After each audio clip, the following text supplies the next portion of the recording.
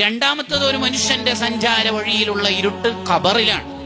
ആ ഖബറിലെ ഇരുട്ടു നീക്കാൻ, ഖബർ വെളിച്ചമാക്കാനുള്ള വഴിയാണ് ഖുർആൻ. അതാണ് നബി സല്ലല്ലാഹു അലൈഹി വസല്ലം തങ്ങൾ സൂറത്തുൽ മുൽക്കിന്റെ പ്രത്യേകത.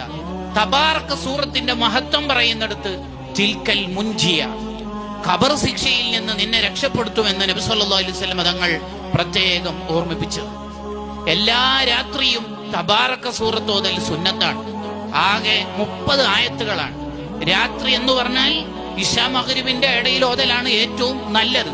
ഉറങ്ങുന്നതിന്റെ മുമ്പ് ഓതിയാൽ മതി. അത് ഇശാഹിന്റെ തൊട്ട് ശേഷമോ അല്ലെങ്കിൽ ഇയാൾ ഉറങ്ങുന്നത് 11:30-ക്കാണ്, അതിന്റെ തൊട്ട് മുമ്പോ രാത്രി ഓതുക. എന്നെങ്കിലും ഓതാൻ മറന്നുപോയാൽ പിറ്റേന്ന് രാവിലെ ഖളാ വീട്ടൽ സുന്നത്താണ്.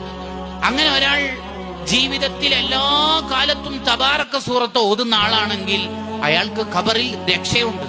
പറയുന്നത് ആരാണ്? നബിയുനാ റസൂലുള്ളാഹി സ്വല്ലല്ലാഹു അലൈഹി വസല്ലം.